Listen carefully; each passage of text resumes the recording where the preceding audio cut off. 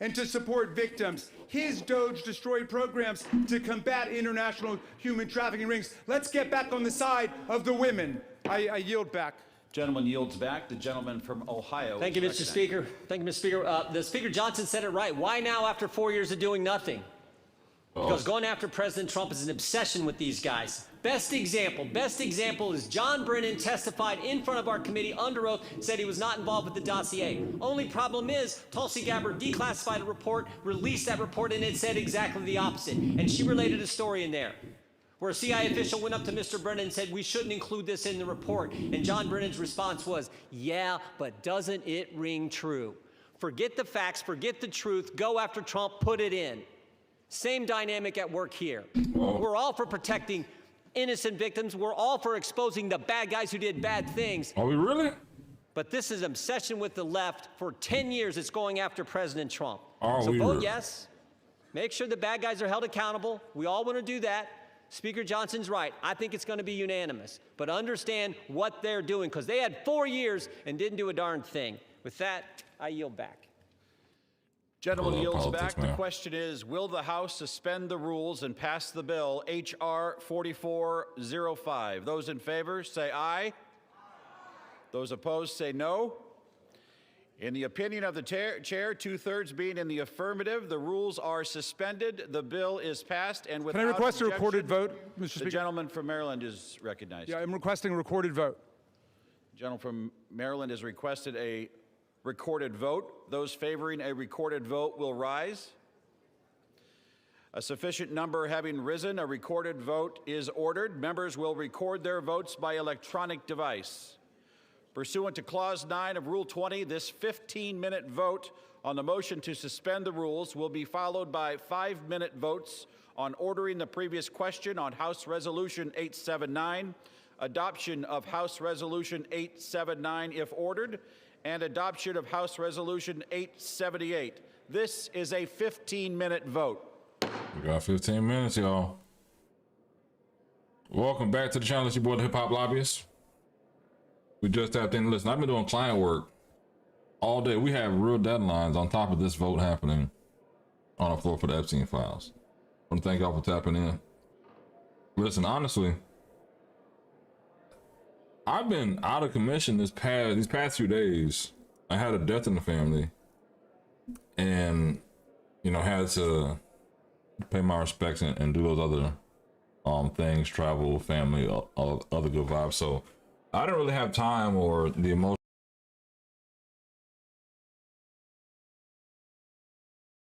So death is one of those real life things that make you say, damn, like, do I really want to be here? Especially when you see that life just keeps going. You know what I'm saying? Not be here. You know what I'm saying? Like, how can I say that? Yeah, that was totally crazy. I mean, like, life isn't guaranteed forever, right? And a part of it is when you see that you bury someone and life continues, or the world continues to go on, it's kind of like, damn, like, how long do I have left until my last day's up? But all put together, I just wasn't in a zone to say, yeah, I want to stream, I want to tap in. Life is life. I want to spend time with my family, my loved ones, and stuff like that. Be there for them in their time of need. And I was there. More of a family friend, 30+ years. And I think that's the part where, honestly, life gets you like, you know what, damn.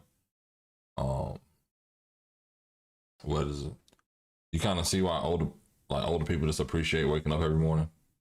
It's like, you know what, they appreciate life because they've seen so much of people who just didn't make it, or the people who they never thought wouldn't be there anymore. But either way, part of life, unfortunately. But thank y'all for tapping in. It is your boy, the Hip Hop Lobbyist. We're watching the House vote on the Epstein files to release the files, y'all. I'm a little late. And we also have House funded deadline. So, as you know, I'm a lobbyist. If it's first time here, I'm a hip hop lobbyist, but I'm a professional lobbyist in the state of Florida. And by Friday, we have funding deadlines. And, I guess the main thing is, in this space, you really want to keep your clients ahead of the curve. But then, they have to align priorities at the same time. So, a lot of times these things don't happen. But let me go back. We have 12 minutes here. Let me go back to Marjorie Taylor Greene's speech that I missed earlier. Let's check this out briefly. Because I know she flipped on Donald Trump, called her a traitor. She's had a couple of press conferences, but I don't know, man. I saw it in her earlier. What was she speaking? Mike Johnson. Wait. I'll find it on the screen. Don't worry about it. Whoop.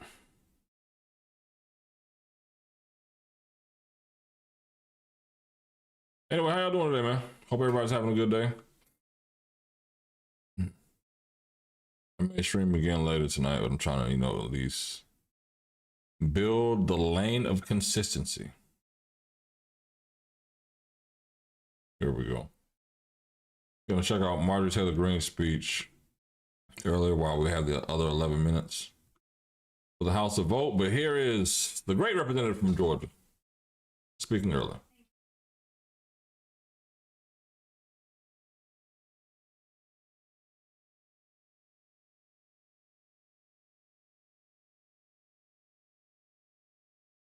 Wow. Wait, ain't no volume? Wait a minute, wait. I just saw that. Hold on a second, y'all. That's absolutely wild, isn't it? I don't know, it has to be a,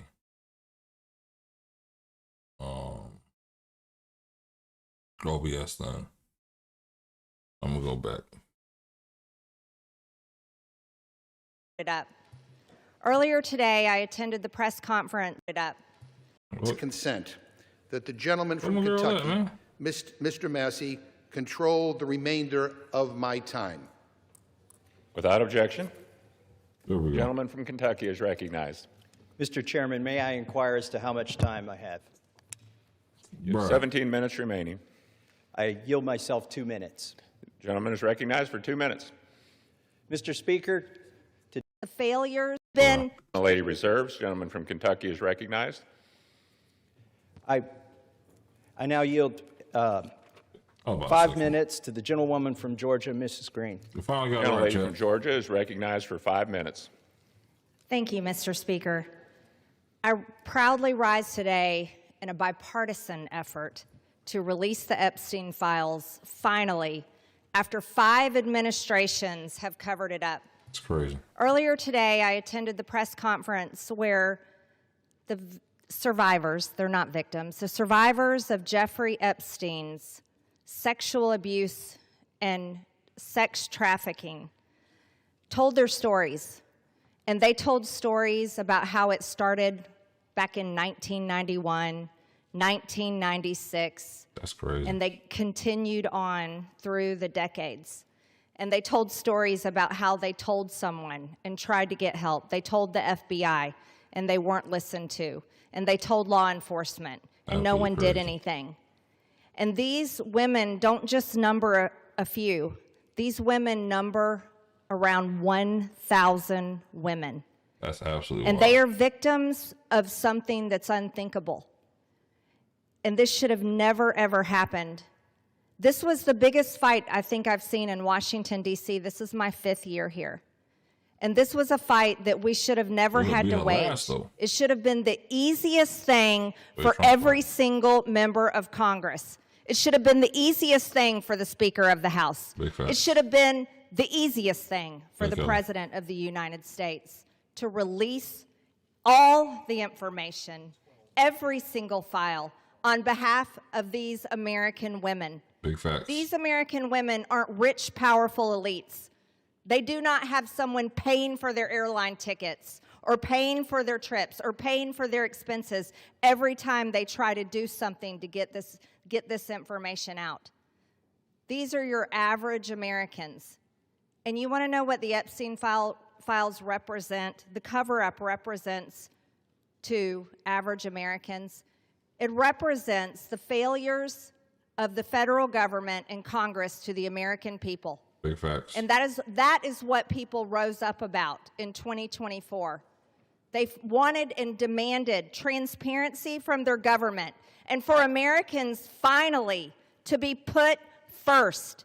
And today, with this vote, we are finally putting these victims and these survivors of Jeffrey Epstein and the cabal of rich, powerful elites that expands not just here in the United States of America, but to other countries as well. We're putting them last.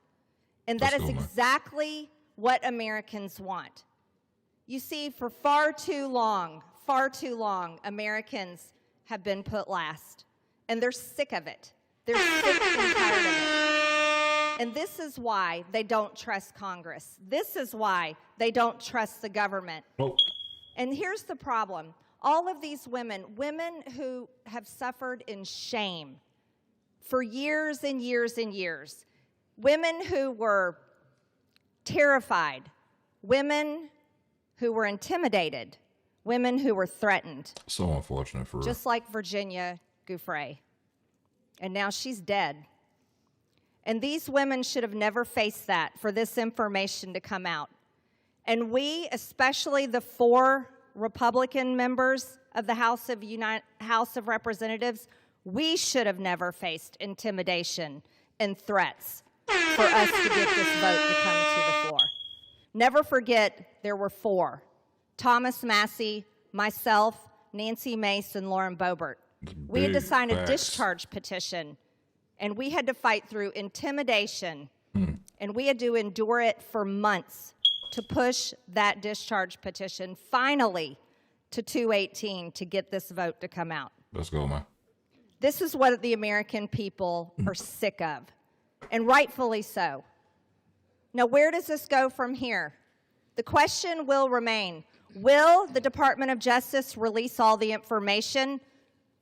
Will a judge in New York release the information? Will the CIA release the information? Uh-oh. And will foreign governments release their information? Or will this continue after this vote today be a cover-up?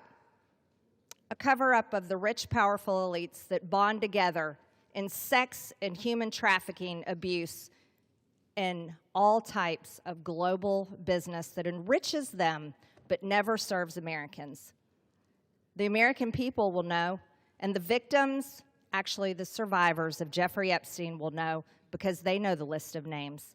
And I remain dedicated to my promise to read those names here on the House floor if those women ever find them in a place that it needs to be done. I yield back to Mr. Gentlelady Massey. from Georgia yields back. Gentleman from Kentucky reserves. Gentlelady from North Carolina is recognized. Hold on one second, Chad. I reserve, Hold on one Mr. second. Gentlelady reserves. Gentleman from Kentucky is recognized. I yield myself a minute and 30 seconds. Gentleman's recognized for a minute.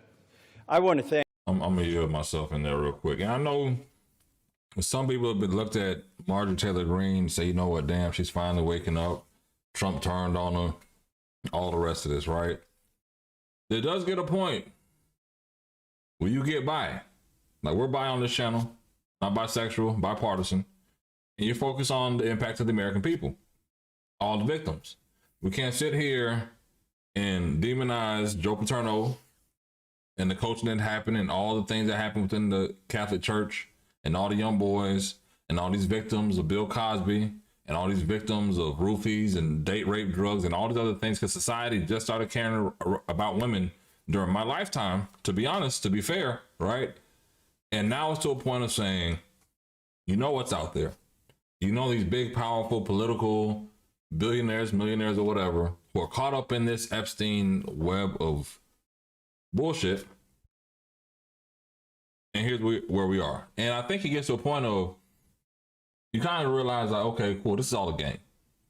I'm going to say my points because I'm on this side of the team until this shit gets personal. And shit gets personal when you represent Rome, Georgia, and the University of Georgia's there. You know about the victims that are there. And you know the countless victims, regardless of political party, regardless of race. There are multiple thousands, millions of women who have been sexually assaulted or caught in situations where their stories were never believed. And now you get in a situation where politically, they're like, fuck the right, fuck the left. This is about what's right. And I think that's the greater part of this entire conversation, this entire narrative, because we're finally seeing Congress work for the people, and we have 2 minutes left as they vote. 210 members left to vote. Let's go back and hear some of these other conversations, because Mike Johnson did speak as well. And of course, I was meeting with folks, clients and stuff of that nature. You know, I'm a full-time lobbyist, part-time streamer. I say full-time streamer, but really part-time, to be honest. We're trying to get there. But let's listen to Mike Johnson after this. Survivors for their courage and perseverance. Your voices are being heard.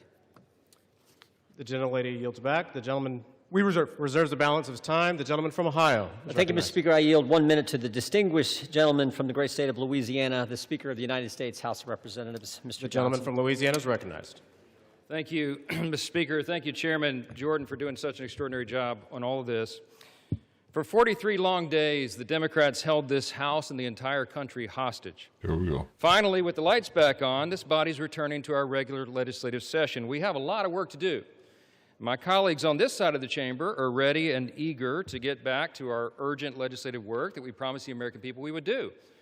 We've got to continue lowering the cost of health care. We've got to bring down prices for American families, and we've got to finish the regular appropriations process, just to name a few of those priorities. And I wish I could say that our first order of business would be to get to those urgent priorities, but of course we're here spending time on the floor about something else. This is something we could have resolved last week when we brought a unanimous consent to pass this discharge with the full support of the body. But our friends over here who are arguing today stalled that. They objected to it, and they wanted to have this exercise instead. And that's why we say that this is a show vote. That's what this is. They're making a show of it. And it really is a shame. We have some heroic women in the chamber today. I met with many of them a while back.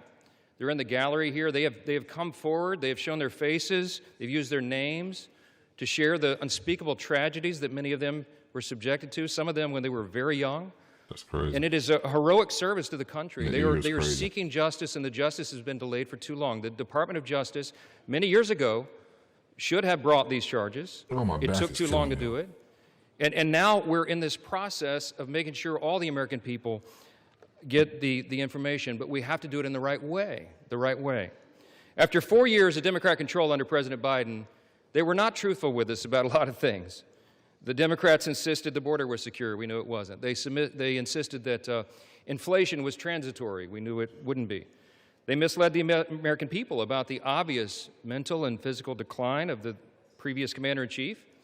And now those same Democrats are demanding transparency. Suddenly, transparency is their new word. Out of nowhere, they've taken a curious concern in the Epstein investigation, all in the name of that, in the name of transparency. But the question has been asked here many times during the debate on the floor, and everybody questioning why it is that Democrats have done this right now have to look at the obvious facts. The Democrats had all the Epstein files in their possession for 4 long years under the Biden presidency. The Biden Department of Justice had these files, and no one on this side who is breathless today about the urgency of this release ever said a word about it. And it was the Democrats who could have urged President Biden's Department of Justice to go beyond prosecuting just Epstein and Ghislaine Maxwell, but they didn't do it. And so it's a fair question to ask today, why now? Why the sudden urgent interest in Jeffrey Epstein? Look, we know why. It's because the Democrats were never interested in transparency or executing justice or protecting the victims of this unspeakable tragedy before. The simple truth is obvious for everybody to see. This is a political exercise for Democrats, and it pains me to say it. I wish that was not the truth, but it is, and it's undeniable. This is as deceitful and dishonest as their pointless stunt was to shut the government down. Democrats are using the Epstein tragedy, the unspeakable evils that this guy committed with his trafficking ring and all of the abuses that they made these young women go through. They're using that as a political weapon to try to distract from their failures as a party and to try their best to try to tie President Trump somehow into this wretched scandal. The president had nothing to do with it. He's been very clear, and he has nothing to hide, and that's why he's endorsed the vote today. I suspect this vote will be probably unanimous. But here's the important point that everybody needs to understand. We have... Pause the speaker. See where we at. Oh, 67 no votes.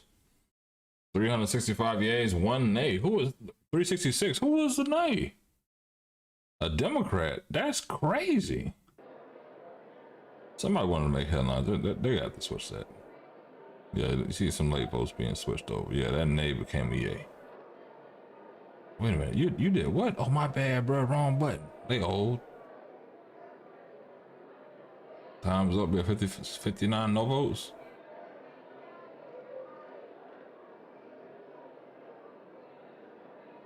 Tax dollars hard at work, mingling, being bipartisan. Look at that bipartisanship on the floor. Look at that.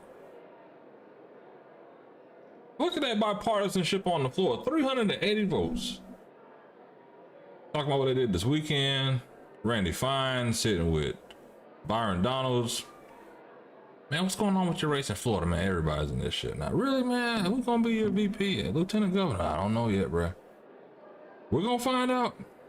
Y'all don't see them. My bad. And there they go. You got Byron Donalds there with Randy Fine, getting bipartisanship. A brother from Brooklyn. A brother from, I don't know where Randy Fine from, but a Jewish brother. Yeah, so what's up with this Fishburne guy? I don't know what's going on with Fishburne. Yeah.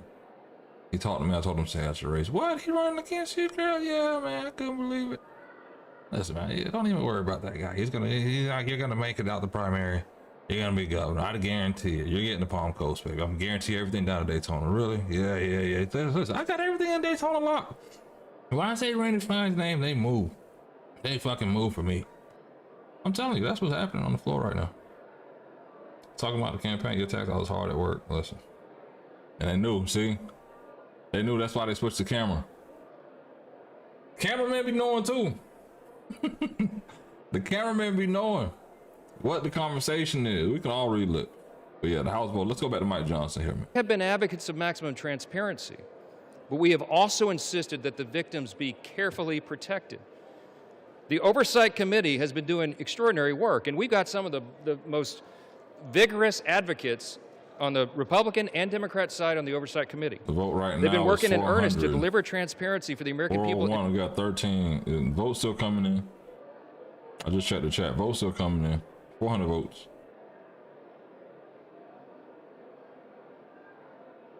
It's about to be unanimous. We got one nay on the Republican side, and I don't know who. This is government at work, right? This is your government hard at work. Look at the gallery full. People made time.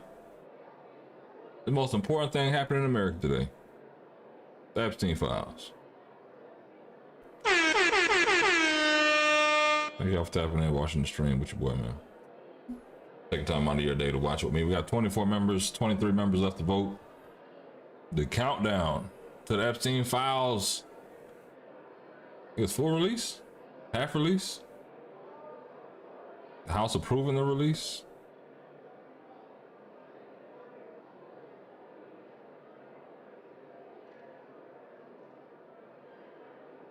We got 19 left, man. Now, this is the America I think people want.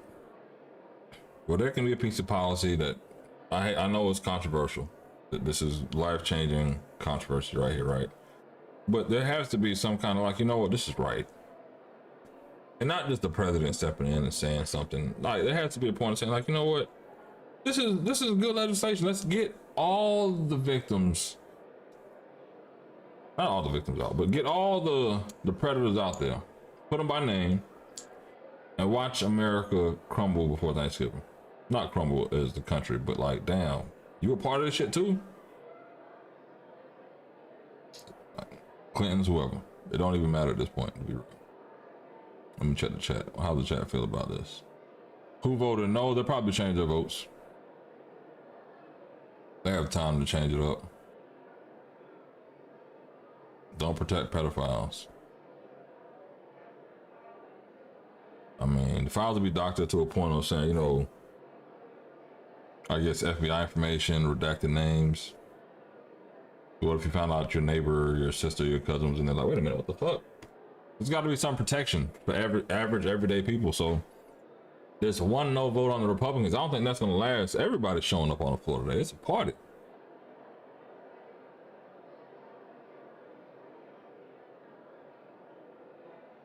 It is a party, y'all.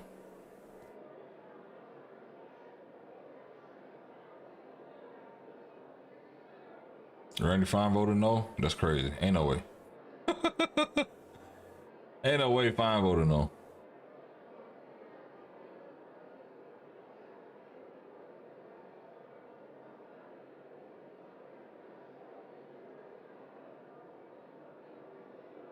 This is crazy.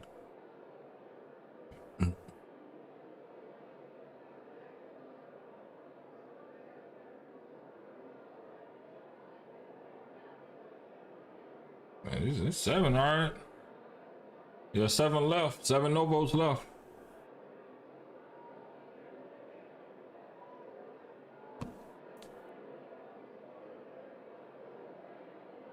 Absolutely wild, y'all. If I had it on the soundboard, it'd be like, yeah, this is what democracy looks like. I think that'll be huge right now, but no, it's not happening right now.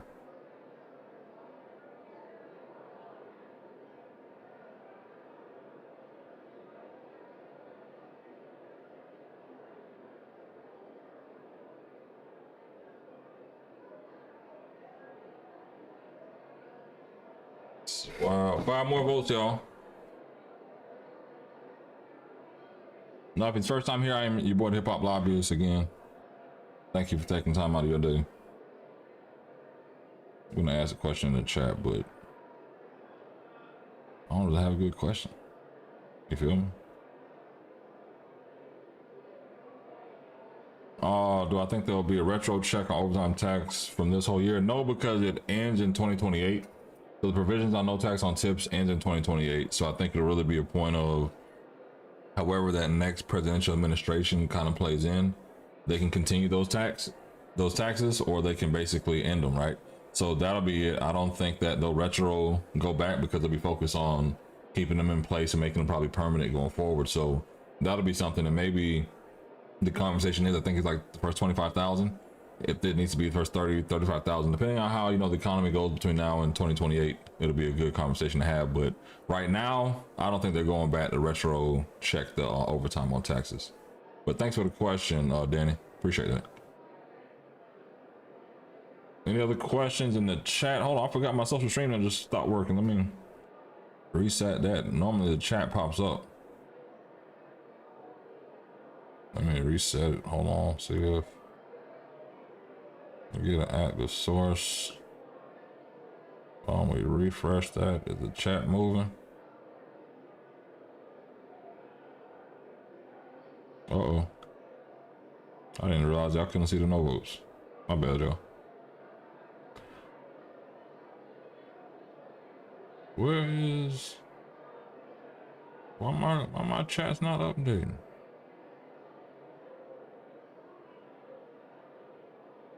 This is the technical part where I need the team sometimes, but there it is. We only got 5 left, y'all. 5 more votes.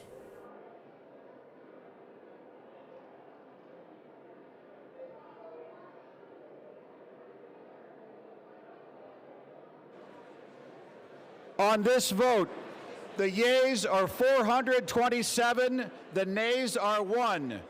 2/3 being in the affirmative, the rules are suspended, the bill is passed, and without objection, the motion to reconsider is laid on the table. Who was the no vote? Who we gotta find out who that no vote was. Wait a minute, chat. Who was the no vote, y'all? Who will vote no on this? The Epstein file. That's crazy. That's the one thing they actually came together on as a congressman. That's absolutely... Pursuant to Clause 8, Rule 20, the unfinished business is the vote on ordering the previous question on House Resolution 879, on which the yeas and nays are ordered. The clerk will report the title of the resolution. House Calendar Number 47, House Resolution 879. Resolution providing for consideration of the joint resolution, Senate Joint Resolution 80, providing for congressional disapproval under Chapter 8 of Title 5 United States Code, of the rules submitted by the Bureau of Land Management relating to National Petroleum Reserve in Alaska Integrated Activity Plan Record of Decision, providing for consideration of the joint resolution, House Joint Resolution 130, providing for congressional disapproval under Chapter 8 of Title 5 United States Code of the rules submitted by the Bureau of Land Management relating to Buffalo Field Office Record of Decision and approved Resource Management Plan Amendment, providing for consideration of the joint resolution, House Joint Resolution 131, providing for congressional disapproval under Chapter 8 of Title 5 United States Code of the rules submitted by the Bureau of Land Management relating to Coastal Plain Oil and Gas Leasing Program Record of Decision, providing for consideration of the concurrent resolution, House Concurrent Resolution 58, denouncing the horrors of socialism, providing for consideration of the bill, H.R. 1949, to repeal restrictions on the export of import of natural gas, providing for consideration of the bill, H.R. 3109, to require the Secretary of Energy to direct the National Petroleum Council to issue a report with respect to the petrochemical refineries in the United States and for other purposes, providing for consideration of the bill, H.R. 5107, to repeal the Comprehensive Policing and Justice Reform Amendment Act of 2022, enacted by the District of Columbia Council, providing for consideration of the bill, H.R. 5214, to... I'm gonna pause it for 2 seconds. Listen, this is the hardest job in politics. I'm not gonna hold you. To be able to stand there and read every bill, not stuttering, going back and forth, they hand it to you, you read, and you're there for hours, maybe get a Kool-Aid, get a drink, no Hennessy. Then you got to go back and read it. You're not done till they done. They can debate the bill, next amendment, up all night, 3 a.m. You right there reading every single bill. Listen, salute to the readers. Salute to the readers. Listen. That is the hardest position in politics. I don't care what nobody says. That's the hardest position. You could serve all day. Listen, you ain't reading the bill out loud. What are we talking about? Require mandatory pre-trial and post-conviction detention for crimes of violence and dangerous crimes, and require mandatory cash bail for certain offenses that pose a threat to the public safety or order in the District of Columbia, and for other purposes, The question is on ordering the previous question. Members will record their vote by electronic device. This is a 5-minute vote. Got 5 minutes here, man.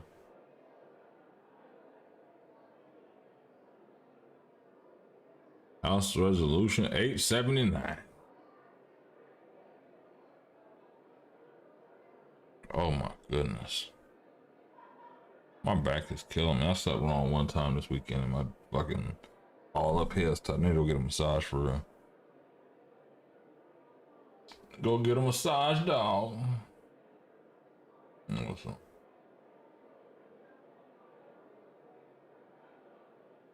I say Nicki Minaj speaking at the UN, y'all. I'll be all the way to 10,000 with you. I don't even care to see it, but we're gonna watch it anyway. We're gonna watch it anyway if I get a little time.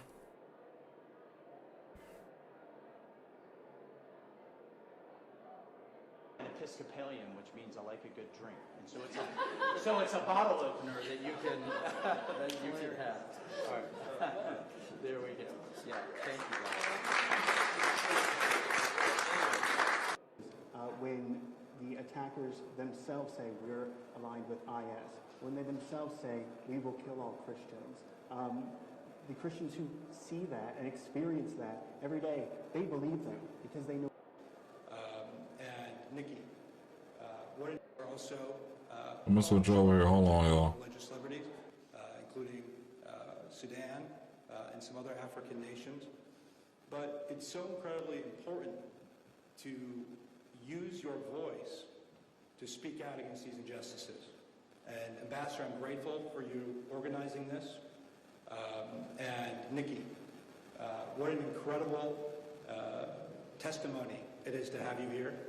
I think the entire country is appreciative of you stepping forward in this moment. You spoke beautifully and elegantly, and your words will resonate in the hearts and minds of millions and millions of people all across this globe.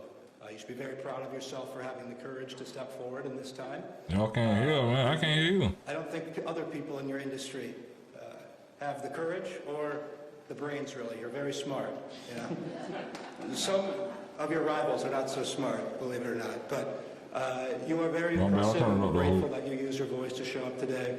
And I'm going to leave it at that. Thank you, and God bless you all. Thank you.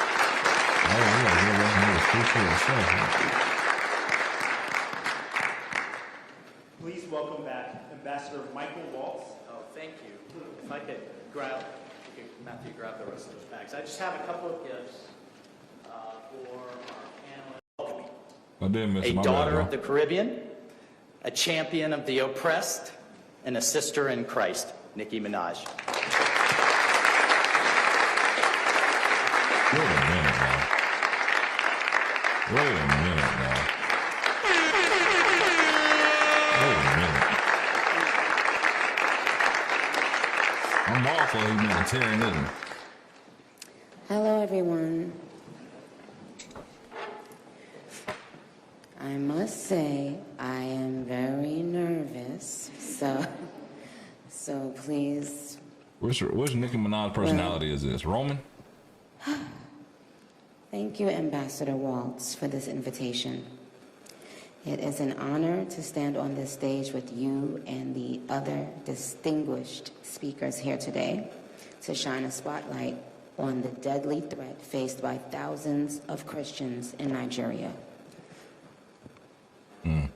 I would like to thank President Trump for prioritizing this issue and for his leadership on the global stage and calling for urgent action to defend Christians in Nigeria, to combat extremism, and to bring a stop to violence against those who simply want to exercise their natural right to freedom of religion or belief.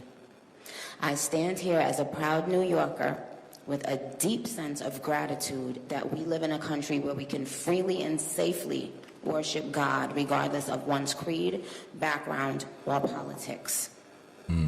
No group should ever be persecuted for practicing their religion, like I recently stated on social media. And we don't have to share the same beliefs in order for us to respect each other.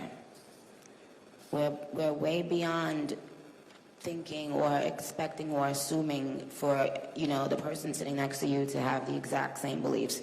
We're beyond that. That's ridiculous. But that shouldn't make one person feel less safe than anyone in any room. Music has taken me around the globe. I have seen how people, no matter their language, culture, or religion, come alive when they hear a song that touches their soul. Religious freedom means we all can sing our faith regardless of who we are, where we live, and what we believe. But today, faith is under attack in way too many places. In Nigeria, Christians are being targeted, driven from their homes, and killed. That's a lot of leave out. Churches have been burned. Families have been torn apart, and entire communities live in fear constantly, simply because of how they pray.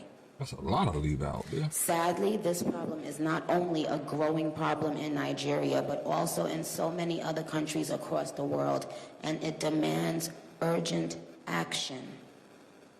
And I want to be clear. Protecting Christians in Nigeria is not about taking sides or dividing people. It is about uniting humanity. Nigeria is a beautiful nation with deep faith traditions and lots of beautiful barbs that I can't wait to see. When one's church, mosque, or place of worship is destroyed, everyone's heart should break just a little bit. And the foundation of the United Nations, with its core mandate to ensure peace and security, should shake.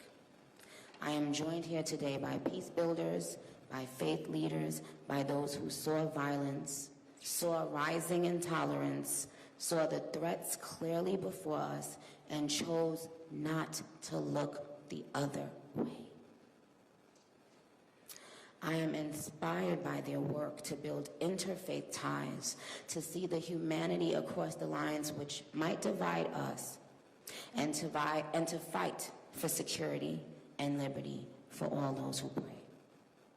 I look forward to our discussion today, and I hope it will encourage deepened solidarity for us to urgently work together to ensure every person can enjoy the right to believe, to worship, and to live in peace.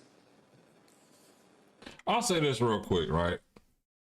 I'm not a huge Nicki Minaj fan. I'm not a anti-Barb, whatever, right? But there's been a major push between the hip hop culture and artists really telling you who to vote for around that September to November election time. You see it every year. They take these bus tours in different communities. They end up talking about all the, oh shit, I'm out of here. They talk about all the issues about why, you know, this person's gonna save America and all the things they're fighting against, right? But then it's the fact of you never see them talk about any other issue between that 2 to 4 year span between elections. Now, I'm not saying I agree with Nikki. I'm not saying I oppose what Nikki's doing, right? Because it is under the Trump administration, the Trump umbrella, right? But it is a fact of saying she's standing up and she's exercising her right to say something so that she's not just showing up as a one-trick pony to say, hey, just show up to vote. I'm with Kamala, I'm with Biden, I'm with Trump, whatever. She's at least showing that she's impactful here. Now, she could flip on it and say, you know what, cool, I'm going to be with the next Democrat. Or she could be like, I'm going to be with the next Republican, because it benefits her in her current lifestyle versus where she was 20, 30 years ago, right? People's policy positions change, people's lifestyles change. And it's like, you know what? All of a sudden, it's like, if that's what they're going to change with the tax structure, then shit, I don't want to do that. I want to save more of what I've earned for, because I'm flying around the world in the country and I see some of the benefits of all these policies, or I see the benefits of us investing in foreign countries and make sure that other humans, barbs, are actually accounted for in this entire process of being heard, right? So I do give her this salute to say, hey, you know what? It's great to be involved. At the same time, it's a fact of saying, you know what? Cool. Some people are not going to agree with it because it's Trump.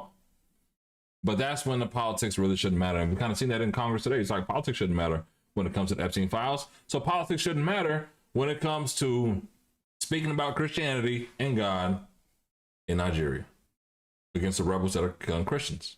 Because it's not as if she's asking for your vote right now. She's asking you to care about the issue. So all that put together, salute to Nicki Minaj, salute to the barbs. And I know they're going to turn up in Nigeria for it, man. Always good to see. But let's get back to the rest of this and see what the house is. Barbs, I know you're somewhere listening. I love you so very much. You have been the ultimate light in my life and career for so long.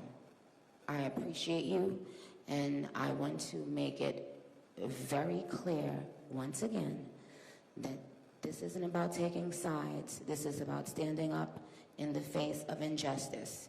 It's about what I've always stood for my entire career, and I will continue to stand for that. For the rest of my life, I will care if anyone, anywhere, is being persecuted for their beliefs. Thank you. Shout out to Barbara again, man. Listen, or Nicki Minaj. I get it. She has multiple personalities. Her and Cardi B were just beefing online. For what it is, I'm not saying it's like, all right, cool, but she's exercising her right to, you know, say her piece on this issue in Nigeria. Now, could it be performative? Maybe she's in debt. She said a lot of shit about a lot of people. Maybe she's looking for protection from Trump. You never know in these days, but all put together, she's there. And when time's needed, she'll pop off. Guess what? Who she gonna call on? Mike Johnson and Trump. What are we talking about in the House? So let's get back to it. H.R. 3109, to require the Secretary of Energy to direct the National Petroleum Council to issue a report with respect to the petrochemical refineries in the United States and for other purposes. Providing for consideration of the bill, H.R. 5107, to repeal the Comprehensive Policing and Justice Reform Amendment Act of 2022, enacted by the District of Columbia Council. Providing for consideration of the bill, H.R. 5214, to require mandatory pre-trial and post-conviction detention for crimes of violence and dangerous crimes, and require mandatory cash bail for certain offenses that pose a threat to the public safety or order in the District of Columbia, and for other purposes, The question is on the adoption of the resolution. Members will record their votes by electronic device. This is a 5-minute vote. Do another 5-minute vote in the House. Listen, I want to go to this Jasmine Crockett interview with Jake Tapper. Let me switch this over. I got too many windows open. I got my work windows and I got my streaming windows, and I know that I'm only a couple windows away from shit popping off, man. Get my girl Jasmine Crockett on Jake Tapper. Yeah. So today, Speaker Johnson told CNN's Manu Raju that he never tried to kill the discharge petition to force this onto the floor, the Epstein bill onto the floor for a vote. But he shares President Trump's concerns about the bill. Take a listen. Y'all ain't see all that. We wanted to ensure that victims of these heinous crimes are completely protected from disclosure, those who don't want their names to be out there. And I'm not sure the discharge does that, and that's part of the problem. What's your response to that? I would cuss, but I'm not going to. I'm going to just say he's full of it. Number one. This is cable. You can talk. I'm not going to do it, but I am going to say that he is full of, okay, I'm going to do it. He's full of shit. Because here's the thing. Number one, we know that he didn't even bring the House back in because he was trying to avoid us dealing with Epstein. In fact, he would not even swear in a duly elected, now new member of Congress, depriving and having to be sued by her state and others because they literally did not have any representation. He violated the Constitution to avoid this. So miss me on pretending that this is about the victims. In addition to that, when we finally released some of the information that we got from the Epstein estate, and we had all the victims' names redacted, who was it that was out there saying, oh, and this person is the person that is supposedly mentioned in this section? The Republicans, the Republicans did that to the extent that that victim's family had to come out against them for revealing potentially her name. So they're full of it. So right now, what I think is going to happen, the only reason that he is switched is because obviously he has had lots of conversations. Either the Senate is not going to take it up or they don't have the votes in the Senate. One of the two. But he never plans for this to actually go forward. Or you think this is going to get killed in the Senate? I think that this is going to get killed some way, somehow. Or the other option is that I think they're going to do the very same thing, and not necessarily the same thing, but the very reason that the files could not be released before is because there were active cases that were taking place. All the cases have been concluded because this administration decided they didn't want to talk about Jeffrey Epstein. So they weren't going to investigate whatsoever. So now the files can be opened. But now he said, look into my enemies. I want you to investigate this hoax. Well, if there's open cases, then that is your excuse for legally not allowing those documents to be out. Well, you're saying something that Republican Congressman Thomas Massey of Kentucky, whose bill this is to force the Epstein files out. Trump has told the Justice Department to investigate prominent Democrats, including former President Bill Clinton, and their alleged ties to Jeffrey Epstein. That concerns Massey for the reason you said. Take a listen. If they have ongoing investigations in certain areas, those documents can't be released. So this might be a big smokescreen, these investigations, to open a bunch of them as a last-ditch effort to prevent the release of the Epstein files. Or it could just block the release of the ones having to do with Democrats and any other people that might be released. But either way, you share his concern. Yeah, absolutely. I don't think that this is about all of a sudden he woke up on the right side of history, right? Like, I don't. He has consistently gone against his own base. He's told them on Truth Social, stop talking about this. They shut down the House in a time when Americans could not eat, all because they did not want to deal with the Epstein files. And he has called it a hoax. And now he's saying that, well, there's something to investigate. He is all over the place. The one thing that we know for sure is that he was sued not once, but at least twice by alleged child sex victims alongside Epstein. You tell me what other Democrat was named as a defendant alongside Epstein prior to all of this jazz ever happening. We're talking about 9 years ago. It could have been Clay Higgins. Clay Higgins was the only no vote in the U.S. House to release Epstein files. Wait a minute. Is Clay Higgins in the files? I don't know, y'all. We're going to find out, chat.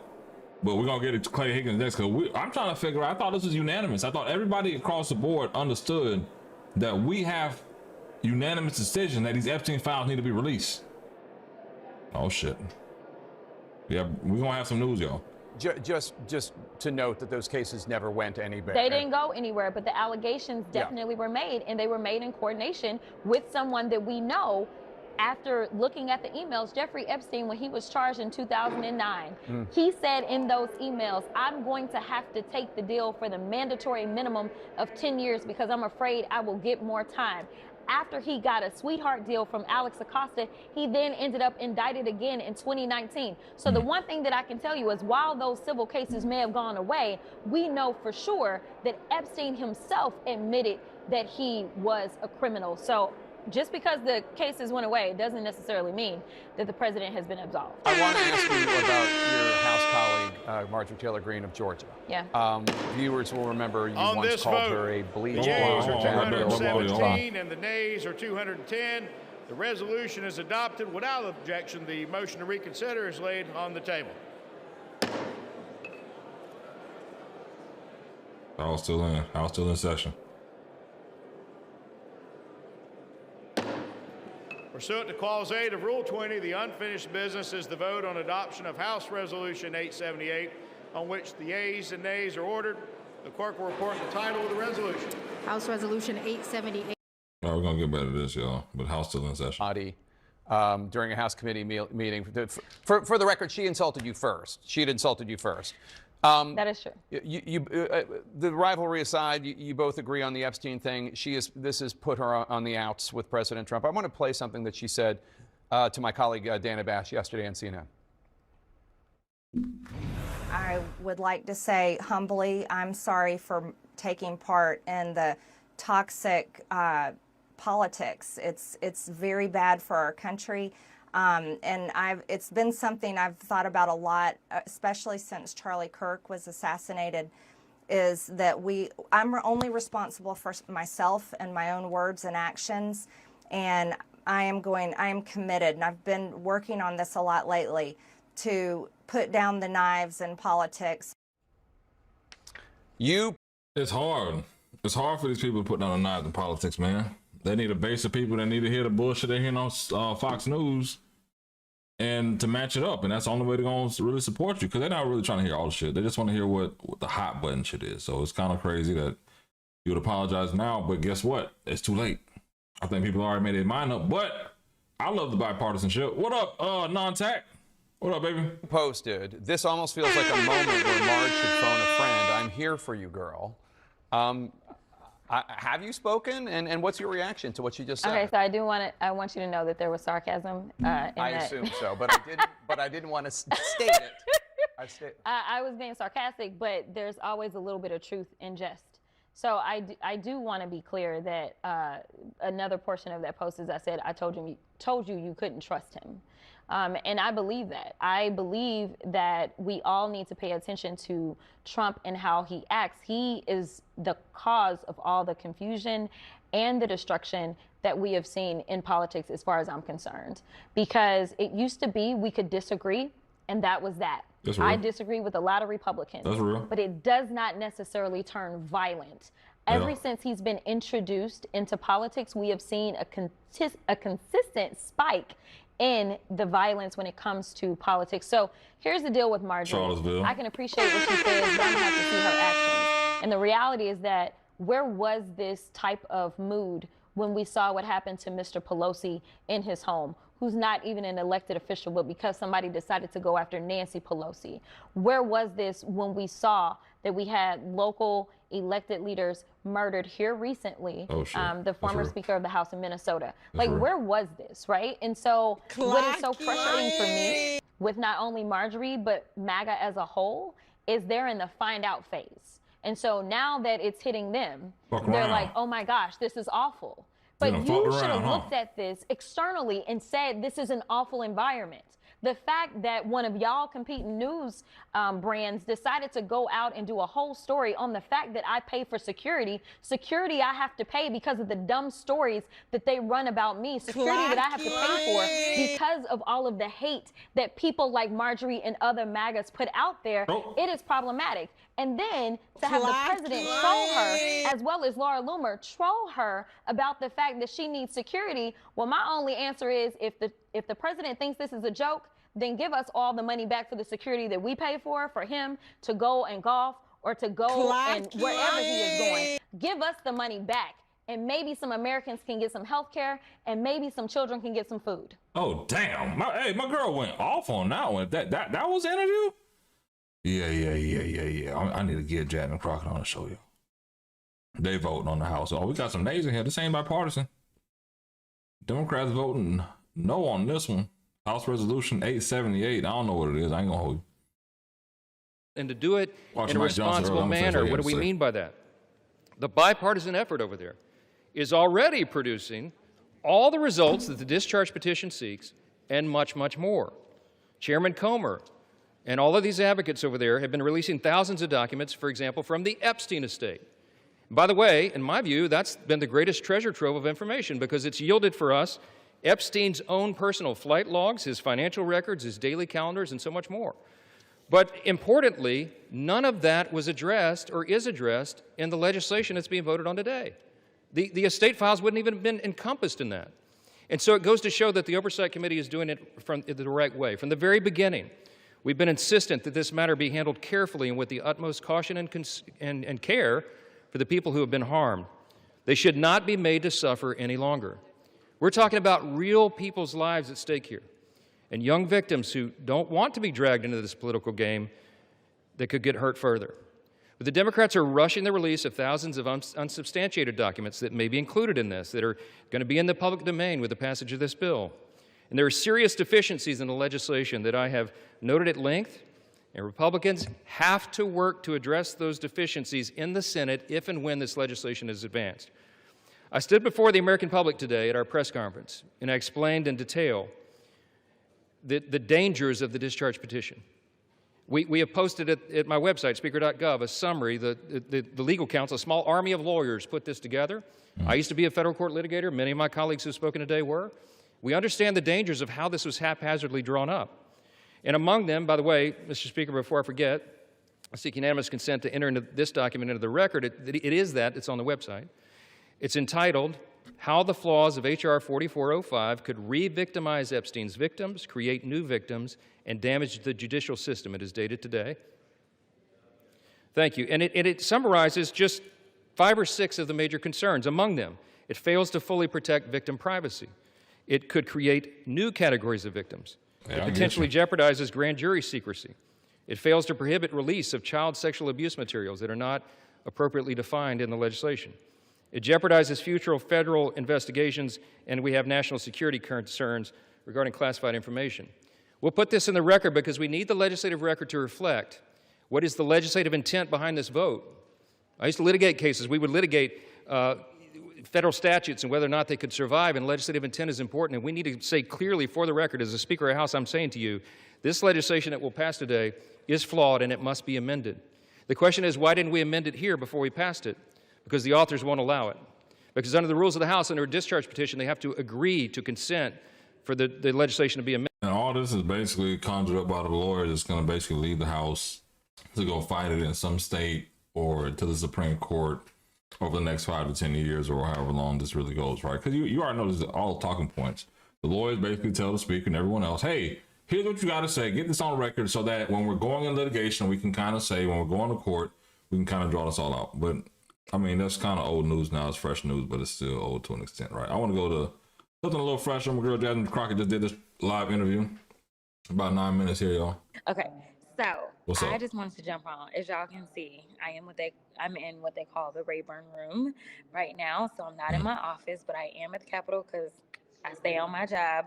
And right now we are actually debating this whole Epstein situation because we're gonna vote on it today. Hold on. I gotta get this right for the vertical on vertical, because if you broadcasting vertical, I gotta make sure you're looking at least all the way good on my side. You feel me? That's my girl JC. I gotta straighten out. Hold on 1 second, y'all. Oop, I think I'm gonna get it right here. Appreciate y'all's patience. But let me get that right. Pull from the other side. Pull from this side. Oh, yep. There we go. No, that ain't it. That'll work. We're gonna make it pop. What we got? 17 seconds? Yeah, restart. That's good enough. Okay, So I just wanted to jump on. As y'all can see, I'm in what they call the Rayburn room right now. So I'm not in my office, but I am at the Capitol because I stay on my job. I can't even clip that now. And right now we are actually debating this whole Epstein situation because we're going to vote on it today. So they're currently in debate on the floor. Republicans acting like they always been standing with the survivors, child. We ain't even going to talk about that. They done a whole full 180 because I guess they realize it's not really popular to like protect pedophiles. But that's a whole other issue. Y'all know what GOP stands for. Guardians of pedophiles. Now, moving on to why I wanted to jump on. I wanted to jump on because, y'all, listen, Trump about to be so mad. Okay. So y'all know we had all this drama over our lines because Trump decided that he wanted to start in Texas. He wanted to come and snatch seats in Texas, right? And specifically, he wanted to reduce the voting power and the voting strength of Black and brown voices in Texas, right? So here it is. I have been engaged in litigation since the last lines because the current lines that we have are bad, but the new lines were even worse. So here it is. He says, yo, Abbott, come through for your boy, right? And he wheeled up there what? Abbott, of course, rose up, says, I'll do whatever you want me to do. Okay. Now they've got themselves into a tizzy because after they started that, we know Gavin Newsom said, oh, y'all want to play? We can play. So California did what they did. So, to be clear, what they did? As of maybe an hour ago, if that long, the court in Texas, and I want to tell y'all, this is not some liberal courts, like liberal courts in Texas don't even really go together. This was a 2-to-1 Republican majority court. Damn. And what did they say? They said, oh, plaintiffs, y'all want to temporarily enjoin them because, see, the damage will already be done. Those voices would always already be diluted by the time we actually can determine whether or not the actual merits of this case make sense. So they decided them lines, they ain't going into effect right now. Not right now. A lot of y'all probably don't have questions about what does this mean for California. California has already voted. They have already passed their map. It does not save California because this is still the law. These maps have been signed into law. It's just that the maps won't necessarily go into effect as of right now. Now, we know that they're about to run to the Supreme Court and be like, Supremes, help us out. Supreme. We need to serve our master. Hey, like, hook us up. Now, who knows what the Supreme Court will do, but they are running out of time. Our filing deadline in Texas is on December 8th. So if you know anything about the filings in Texas, we already started filing for these congressional districts. And honestly, most people had not filed their paperwork for a congressional district yet because nobody knew what lines we were running on, whether we were running on the 21 lines or if we were running on these new 25 lines. Well, the court has spoken. The court has said 21 it is. So what does that mean? That means no pickup for Trump in Texas. That means Utah messed him off and gave us a seat. That means he did pick up one in Missouri. It's okay. We ain't he worried didn't about pick up anything in Kansas. He didn't pick up anything in Indiana. Virginia and Maryland are talking about going and changing their lines. We know California ended up with a Democratic pickup of 5. We know North Carolina also gave him 1. So right now, your boy is down. Your boy is down. This is exactly, God don't like ugly. I told my staff to name this live God don't like ugly. It seems like they went with the bad words, but I was on my Christianity today and told them that we need to name this God don't like ugly. Okay? Listen, we are about to listen. We all about to be blessed. We about to be blessed. I know it seemed like a lot of hell here recently. It has, but we are all gonna be blessed up if we can have a Republican court out of Texas. Do something that's right. Lord knows. Jesus. Yes, hallelujah. Okay, so we're gonna take questions right now real quick before I have to get on the floor and do my votes. But no, I am joking, but I am so happy and I am so relieved because this has always been about the people. It's never been about any individual member. It is about whether or not the people have voices that are going to speak up and represent for them. And after we saw what took place with the defunding of so many organizations and just governmental agencies as well, You know, to have people that are going to speak up at a time when we have a government that says things like, I'm not even going to make sure that people are fed in this country. Crazy. Yeah, it's more important now than ever that they have representation that is reflective of the people's will. So what questions do we have? I ain't got no question. What are they talking about? Oh, the chances about the Supreme Court. Okay, so I think timing is what matters. So the question was, what are the chances the Supreme Court overturns this? You never know with the Supreme Court, I'm gonna be perfectly honest, but they are on such a tight window right now that I don't know that we're gonna see any movement. I mean, we will see, but their window is really tight. December 8th is our filing deadline in Texas for our primary, because our primary comes around really quickly. Our ballots will go out in January. We will start voting. Early voting will begin the middle of February. Damn. And election day will be the first Tuesday in March. So they're running out of time. That's and early. I was very nervous that we weren't going to get our ruling from the court, but it almost seems like the court waited to minimize the window to actually appeal. And I appreciate that, because I feel like, you know, I haven't read the opinion. The opinion is approximately 150 pages long. I am going to start zipping through it and see what I can find. But I appreciate it if the court decided to be petty, because listen, Texas played games. They have been engaged in litigation for the last 4 years, and they've been saying that these lines were so perfect, don't need to change them, don't do anything. We did the right thing. They weren't racially discriminatory, this and that, and then all of a sudden they was like, oh, never mind, they were racially discriminatory. We want to change the lines. Like, they were playing the court case. And the thing about a federal judge is that they are appointed for life, and so they don't have to worry about the politics of things. And so I think that this court was like, oh, so y'all gonna play in our faces? We here for life. Don't know how long you here, but we here for life. So like, we gonna do what we do. So I will be interested to see if they took any digs, and if they decided to be petty in this decision. Lord knows, if I was sitting on the bench, I would have a lot of little petty little digs that I would do in my decisions. Okay. Anything else? I heard that. It's okay if they hear you. Ain't nobody do nothing for a black man. Can't expect a political party to do it. Annie asked the question. I don't know. I still don't know, Annie. I ain't even gonna repeat it, because I don't know if I can talk about it on on this particular page. I don't know. I will tell you that this definitely, for me, anybody that follows me knows that I believe that God has to yell at me to get me to move. And so I've been getting signs all different kinds of ways about what to do, but I will tell you that serving my current District 30 is where I love to be perfectly honest.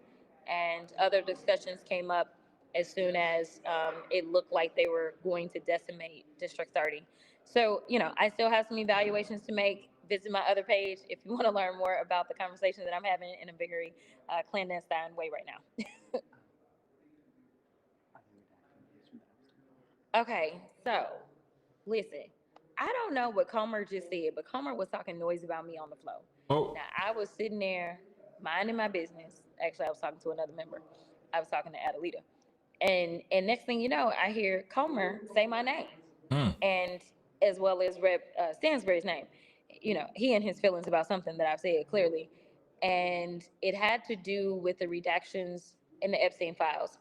The names are going to be redacted of survivors. Right now, the arguments that I've been hearing since I've been in judiciary this morning, and if you've paid attention to the speaker who's flipping out, they're saying that they're worried about innocent millionaires and billionaires who were friends with Epstein getting caught up in all of this. Are you serious right now? I mean, it's just... My friends aren't pedophiles. They're not concerned about survivors. They're concerned about their donors. They're concerned about the same people that they have been serving the entire time that Trump has been in office. The people that paid for them to be in office, those are the only people they care about. They don't care about nobody else. I just want to put that out there. Anything else? Okay, they said nothing else. All right, thanks, y'all. I will keep y'all updated, but as of right now, we living in the overflow. So excited. That was Congresswoman Jasmine Crockett there. And somebody said wasn't saying too much. She did give an update on at least what's happening. There's a new vote they have it on the floor about what's happening in Texas regarding her race. I know a lot of people will say, hey, you know, she's been drawn out. She ain't got no job, all the rest of the stuff. Basically, my conclusion of that is basically saying like, hey, The Texas said those maps that y'all drew won't be for the next election. But the California maps, they may be. So guess what? That may help Democrats swing the tables on Trump. And they'll be fighting the Supreme Court for new maps before next November's election. That will be quite astonishing. But they have a tight window. As you heard, December 8th is the day they have to file for re-election. It's kind of crazy to say, okay, am I going to file for re-election or am I going to file for U.S. Senate? And not knowing how the maps will be drawn, and you may be jumping in a race that you may not be able to win because the uncertainty of the maps, and you could probably do better in the House again. We'll see. A lot of big decisions coming. We'll see how it plays out. The bipartisanship is clearly over in the House, as you see. The Democratic nays are picking back up. Make this up here. Y'all can see it. House Resolution 888. Not really sure what that is.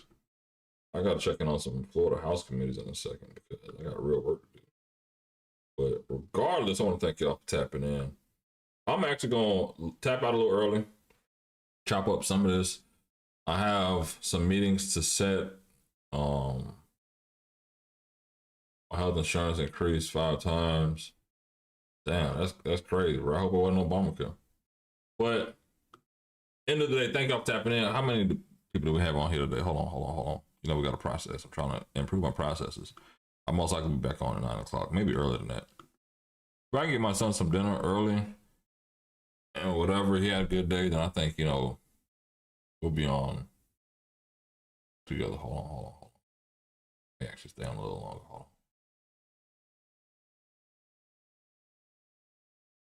on. Actually, yeah, I did want to watch this other press conference of the Epstein victims. 1 second, y'all. Where's everybody tapping in from today? I forgot to ask. You know, a good base of folks end up tapping in from like South Africa, Liverpool, and some other parts of the world. Houston, Memphis always shows up good. I was Trump 2 hours ago. But I ain't seen Trump in a minute. In the Oval Office today, and a friend of mine for a long time, a very good friend of mine. And, I may be hearing that it's just technical issues. Too many windows open.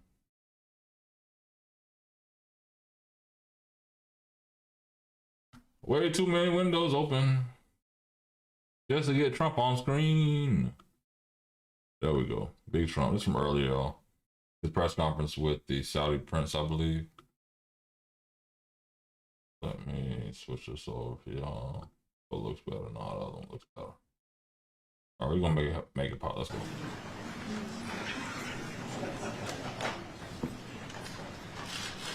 well, thank you very much, everybody. We have a extremely respected man in the Oval Office today, and a friend of mine for a long time, a very good friend of mine.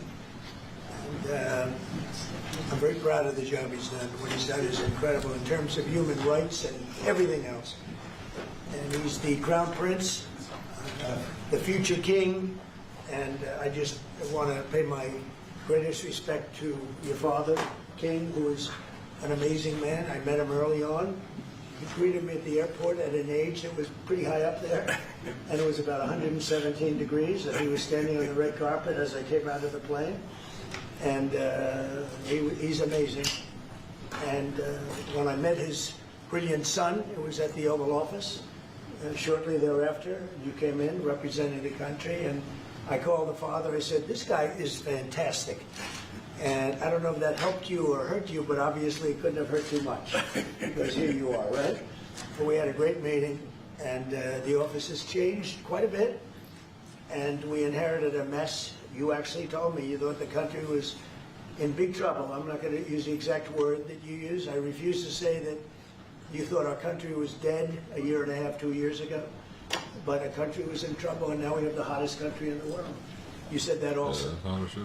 And we do. We have the United States is right now the hottest country in the world. And between the tariffs and the election, November 5th election, we've done things that nobody can believe. $21 trillion will be the amount invested in the United States or committed to invest in 1 year. So I'm here 9 months, we're up to almost $18 trillion. Biden, as an example, the Biden administration, if you call it that, it's not to me, it was the Biden lack of administration. They were less than $1 trillion for 4 years. We're going to be $21 trillion for 1 year. I think it's hard to believe. The biggest in history was a certain country, $3 trillion. We're going to be $21 trillion. On top of that, prices are coming down. We inherited a mess with high prices, the worst inflation in the history of our country. We had inflation that was a single full 4 years, the worst inflation in the history of the United States. Gas prices through the roof, and that's after destroying our petroleum reserve, which was meant for wars and big emergencies, not to try and win an election. They opened up the reserve so that people get $3 less in gasoline, and it didn't work. They got about 3 cents less, because as big as those reserves are, they're peanuts when you're talking about that kind of traffic. And we're rebuilding the reserves. We're doing all of this. He's smelling his mustache. We're also bringing down prices very substantially, and we've already brought them down very, very substantially. Gasoline is way down. I think you'll be seeing $2 gasoline, but we're now at $2.50, $2.45. Some are lower than that. Wait a minute now, Trump. $4.50, $5, $6, $3.50, $3.75. Under by all different numbers, but way high. And last week, Trump said gas was $2.50. And a lot of people didn't believe it. I thought I believed it until I went out to the gas station and I saw $2.99 at the pump. Now, is gas the same? The gas I'm paying, is that the same gas y'all paying? Are we paying, is gas cheaper? I'm gonna go back.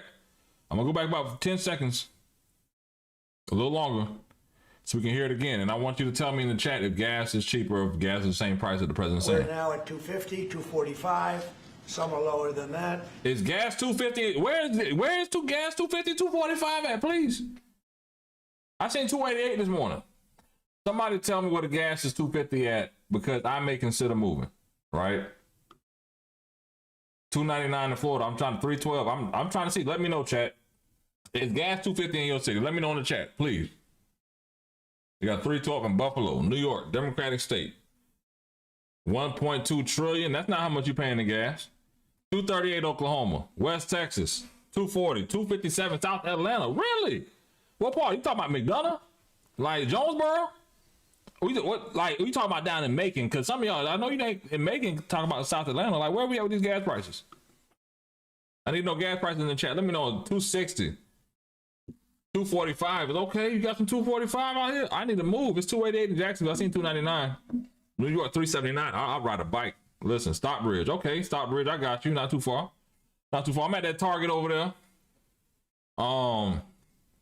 Last time Trump paid for gas, shit, about a year ago. This time last year?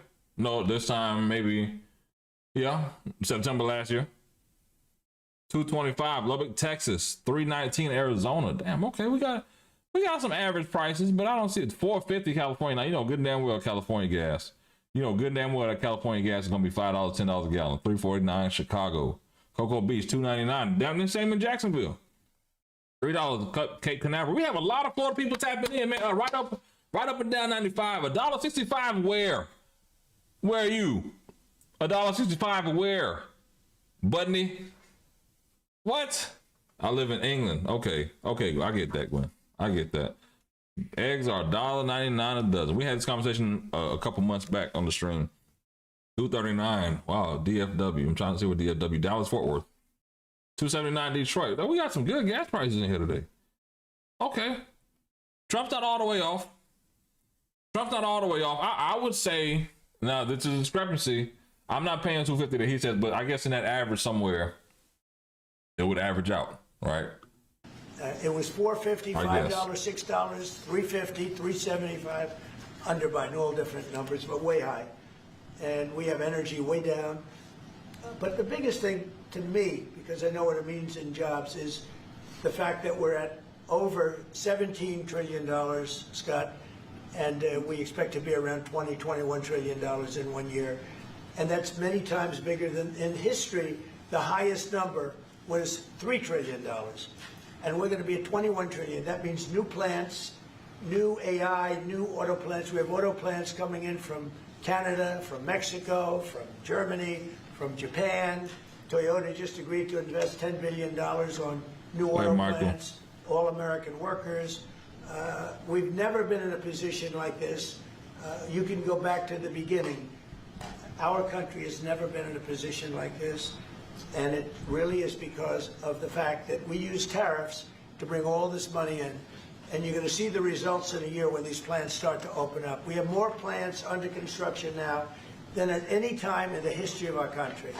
And these are big plants. These are the biggest plants anywhere in the world. And I want to thank you because you've agreed to invest $600 billion into the United States. And because he's my friend, he might make it $1 trillion, but I'm going to have to work on him. But it's 600. We can count on 600 billion, but that number could go up a little bit higher, yes, or I don't know. We'll see. But we appreciate it very much. So Saudi is going to be investing at least $600 billion, and that means investments in plants, in companies, money on Wall Street, and what it really means for everybody that really counts is jobs, a lot of jobs. We have a lot of jobs. So I just want to thank you. We've been really good friends for a long period of time. We've always been on the same side of every issue. I think we've done a great job in wiping out the nuclear capacity of Iran. Nobody else could have done that. No other president would have done it. We had the pilots in the Oval Office right here. We were celebrating a very successful attack. So I had them in with that beautiful B-2 bomber that's over there. Appreciate you stepping in. And they said, sir, for 22 years, we practiced this attack. Our predecessors, these were very young guys, so 22 years, they said our predecessors and us practiced the attack on Iran. But no president ever gave us the go-ahead. 3 times a year they went out and they practiced the attack. Nobody let us do it until you came along. And I don't think, bro, because it was the right thing to do. You this. can't have a nuclear Iran. And so we put you in a very good position. I don't think he flew across the world for that. That you're here, and if you'd like to say a few words, but thank you very much. Well, thank you, Mr. President. This relation has been a relation for about 9 decades, and we've been working together for a long time. But today it's a very important time in our history because there is also a lot of things that we're working in the future. We believe in the future of the United States of America. We believe what you're doing, Mr. President, is really creating a lot of good things and good foundation to create more economic growth, more business in America, and it will also your work for the world peace. I believe, Mr. President, today and tomorrow we're going to announce that we are going to increase that $600 billion to almost $1 trillion of investment, real investment and real opportunity by details in many areas. And the agreement that we are signing today in many areas in technology, in AI, in earth materials, magnet, etc., that will create a lot of investment opportunities. So you are doing that now. You're saying to me now that the 600 million will be 1 trillion. Definitely, because what we are signing will facilitate that. And I like that.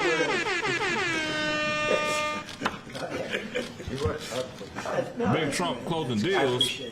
We're doing numbers. Big Trump.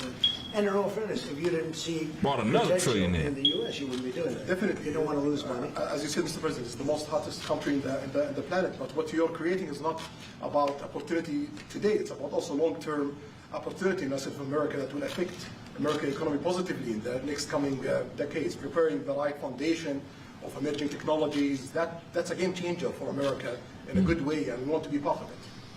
Yeah, we're doing really well. And this, you know, you don't see what we're doing so much because we have, although the construction industry sees it.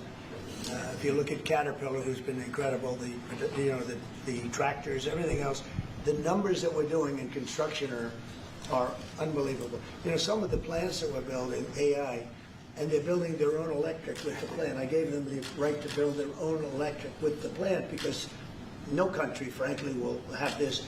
China's working very hard to produce enough electric, but we're beating China substantially at AI, which is a big thing. And we had a great meeting 2 weeks ago with President Xi, but on AI, we're doing well. And I have a man, David Rommel. Yes, sir. David, could you say a few words about what you're seeing on the job front and all of the, some of the assets, and also how we've been helped by the Saudis in terms of the kind of investment they've made. Please. Yeah, most certainly. Thank you for the opportunity. I am a facility leader for GE Vernova, and if you look at the landscape for GE Vernova investment, over $750 million in the U.S. focused on true manufacturing jobs here stateside.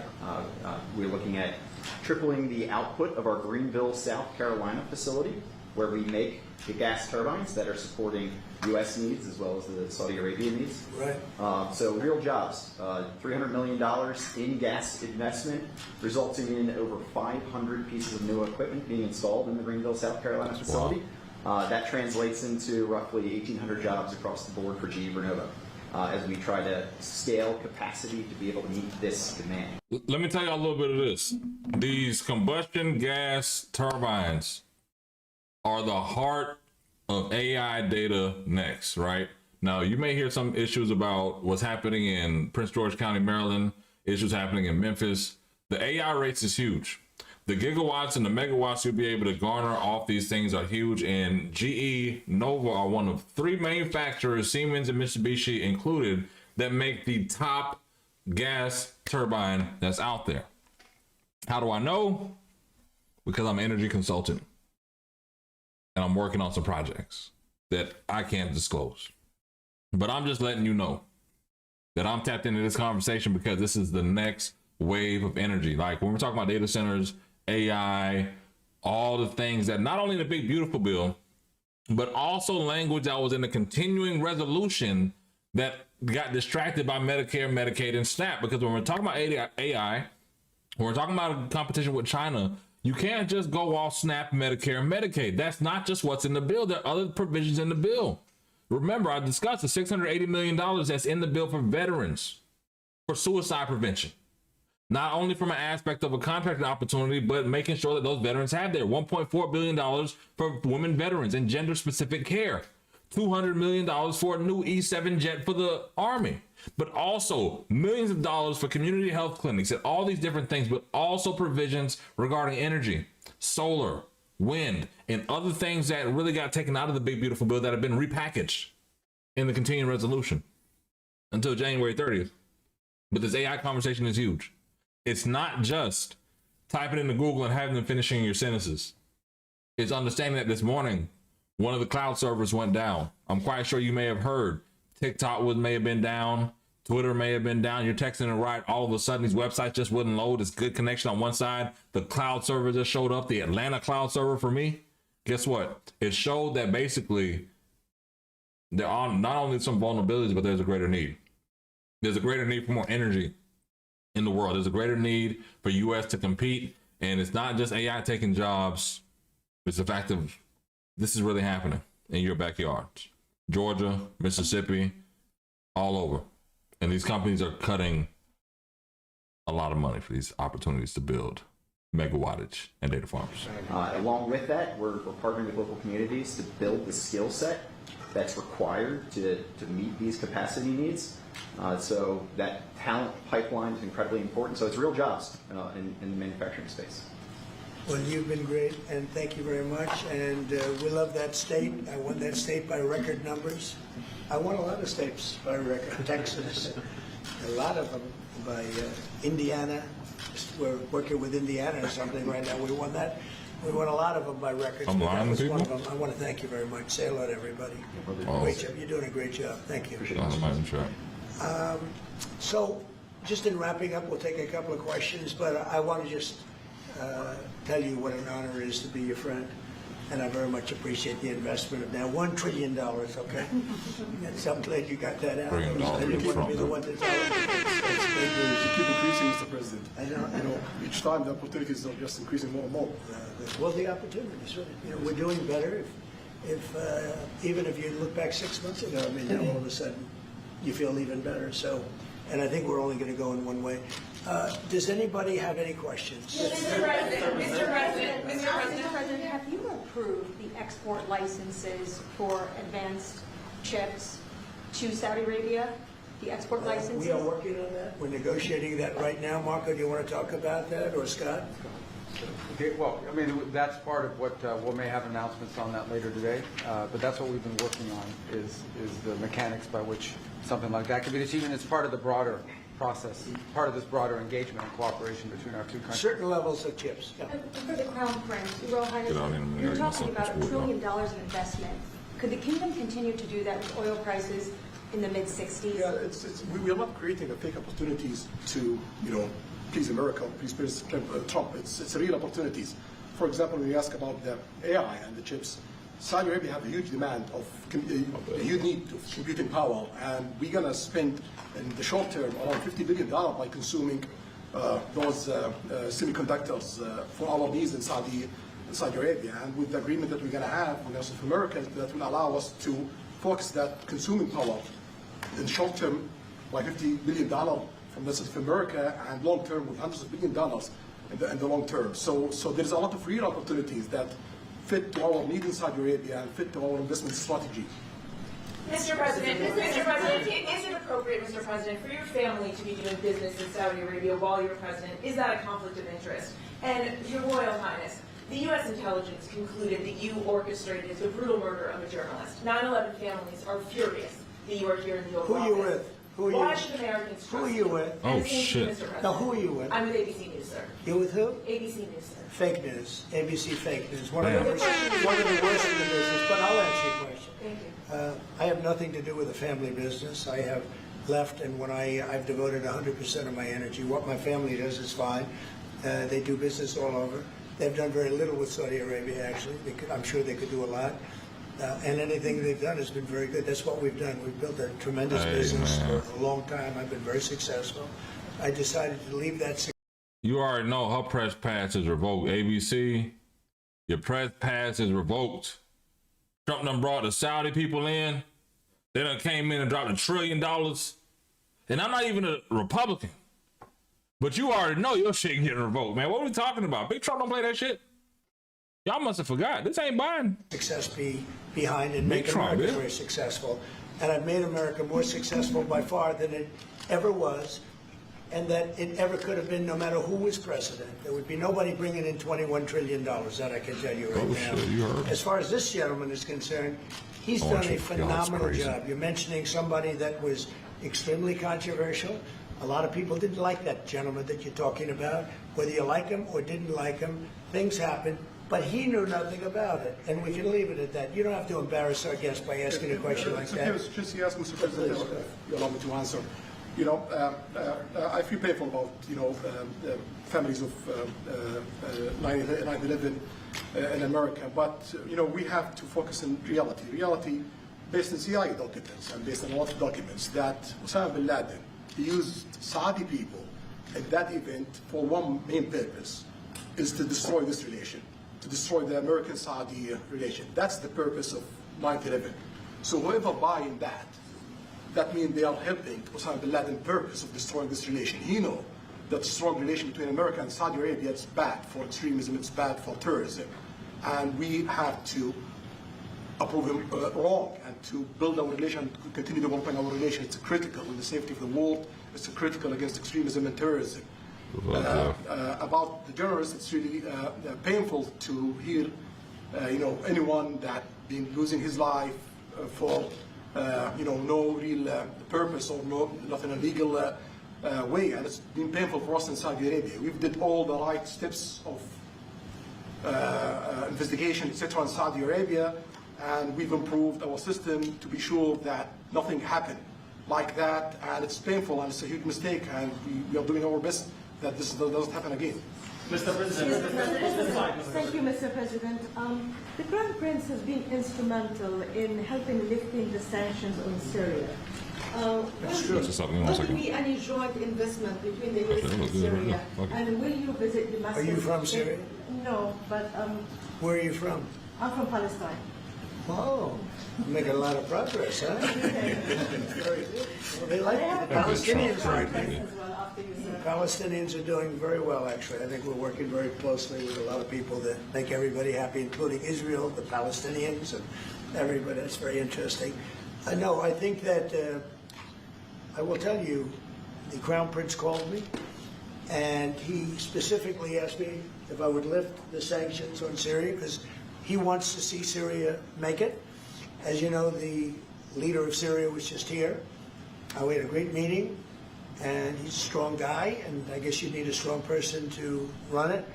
And I think Syria has made tremendous progress. And we did lift the sanctions at the request of the Crown Prince, also the President of Turkey, Erdogan, called me specifically. He said, you know, if you don't lift the sanctions, Syria doesn't have a chance. If you do, they have a very good chance. And between the two of them and some others, I lifted the sanctions. And the results so far have been pretty good. Mr. President, can I ask you a question about the F-35s that are being sold to Saudi Arabia? Are these the same ones that are being used by the Israeli military? And if so, how does that allow for the qualitative military edge for Israel? And then I want to ask you, because you brought up the plight of the Palestinians, are you aware of relocation flights to South Africa that are taking place right now? There are relocation flights that are taking place. Some Palestinians are being charged up to $2,000 a seat. I'm not going to South Africa for the G20 because I think their policies on the extermination of people are unacceptable. So I'm not going, so I won't refer to anything having to do with South Africa. South Africa has behaved extremely badly. But I will say that when you look at the F-35 and you're asking me, is it the same? I think it's going to be pretty similar. Yeah. This is a great album.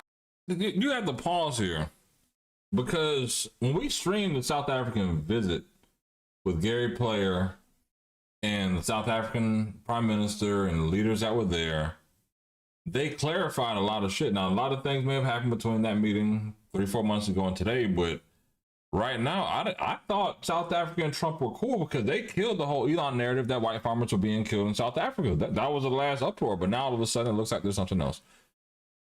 I don't know. I got about 15 more minutes here. Trump has about 30. I have about 15. I got to get my son from school. I'm not under a rush or anything, but want to take a break. Thank y'all for tapping in for the stream. If you haven't subscribed yet, go ahead and hit the subscribe button at the top, right up there somewhere. Either way, thank y'all for tapping in. Ally. And Israel's a great ally. Spend a day with your boy. And I know they'd like you to get planes of reduced caliber. I don't think that makes you too happy. They've been a great ally. Israel's been a great ally.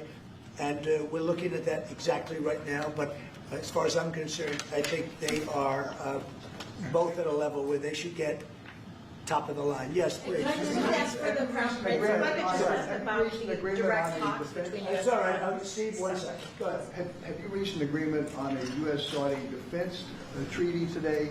And are you going to bring up the Abraham Accords in your discussion? I already brought them up. What did you say? I think I got a positive response. Would you like to respond?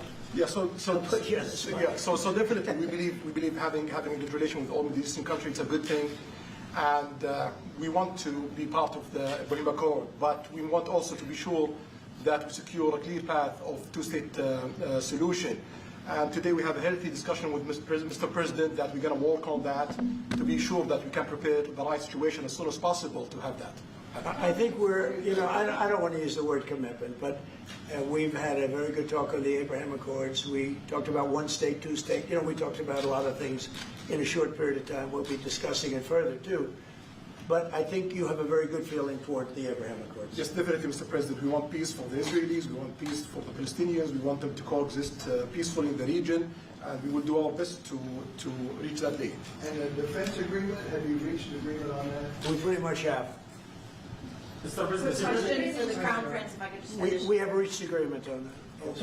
I wanted to ask you Mark, about the direct talks between the United States and Iran. Have you been fully briefed on that? And are you concerned at all about how this might impact Saudi security interests? We are close ally. We'll be working closely together on that issue, and we will do our best to reach a deal between the rest of America and Iran. And we believe it's good for Iran's future to have a good deal that will satisfies the region and the world and the rest of America. So we will do our best to see that day happen.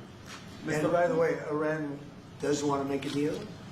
I can say I think they very badly want to make a deal. I am totally open to it. And we're talking to them, and we start a process. But it would be a nice thing to have a deal with Iran, and we could have done it before the war, but that didn't work out. And something will happen there, I think. But they would very much like, I mean, they may say something else, but they would very much like to have a deal. Mr. President, Yeah, you are going to sell 35 F-35 jets. You are planning, you said you are planning to sell the F-35 jets to Saudi Arabia. Yeah. Is it part of the security agreement? And how you assess the defense partnership between Saudi Arabia and the United States? And the question for Well, I just said it, I mean, we're going to sell them F-35s. That's the only big question. Is it part of the security agreement or no? No, we're going to have a deal. They're going to purchase F-35s. They're buying them from Lockheed, and it's a great plane. We make, by the way, the best military equipment. You saw that during the Iran little skirmish.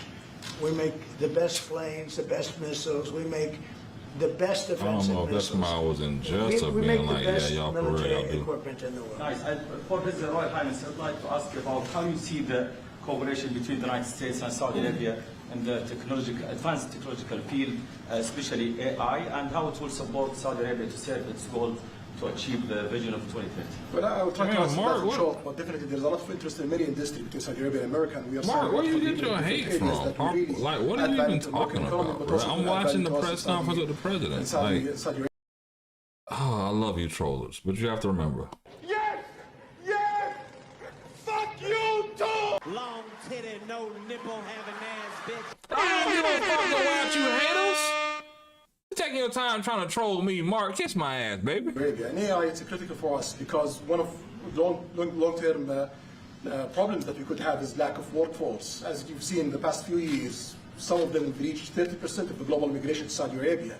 So we know that to assure the Saudi Arabia GDP growing, with the lack of workforce that we have, we need to use a lot of computing power-based job in the long term. So that's huge demand in Saudi Arabia, and we want to link it to American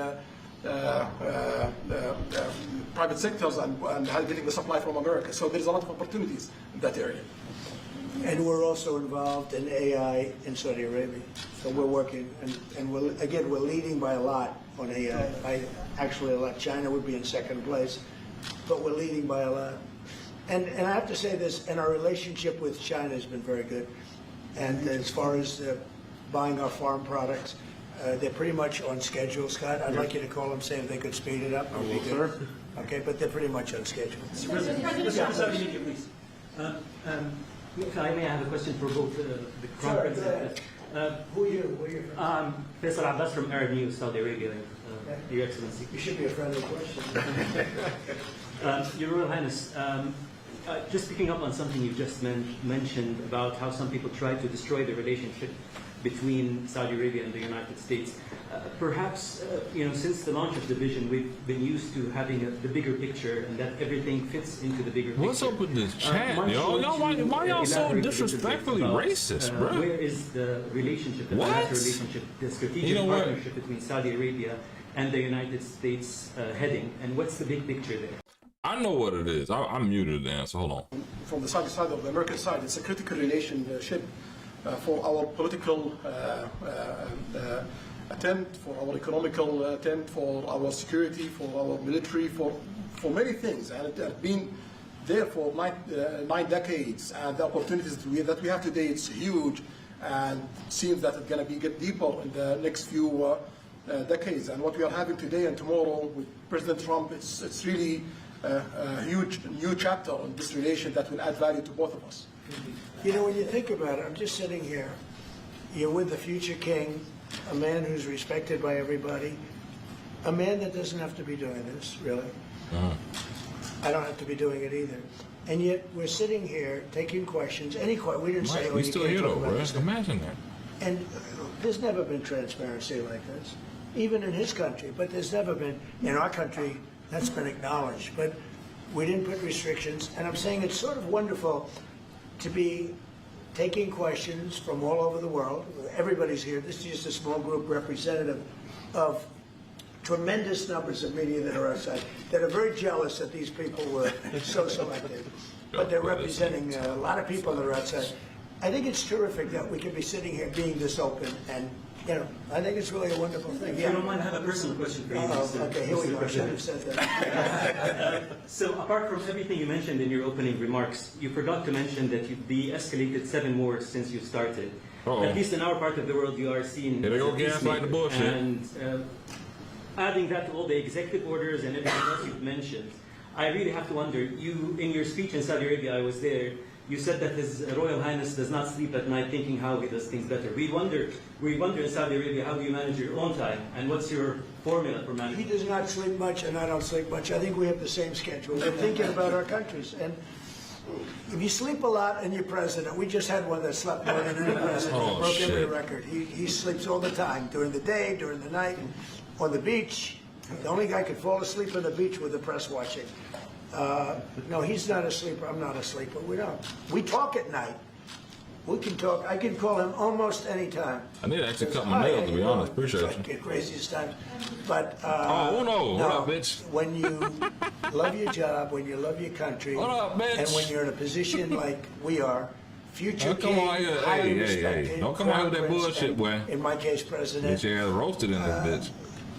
You're Hit you thinking with about that. your country. You're thinking about making America great again. We're thinking about keeping Saudi Arabia strong and vibrant. In a pretty tough part of the world, tricky part, right? Tricky part. A lot of tricky people. But he thinks about his country, and I think about my country. I don't want to sleep.